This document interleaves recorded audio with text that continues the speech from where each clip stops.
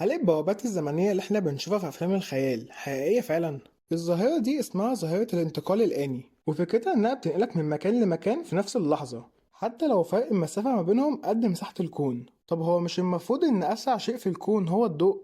وإن الضوء عشان يوصل لآخر الكون فهو هيحتاج 91 مليار سنة؟ طب هو إزاي الانتقال الآني هينقلك في نفس اللحظة؟ في علم اسمه علم ميكانيكا الكم، هدفه إن يدرس حركة الأجسام الأصغر من الذرة. فالعلماء اكتشفوا حاجة غريبة جدا، اكتشفوا الفوتونات اللي هي أصغر شيء مكون للضوء.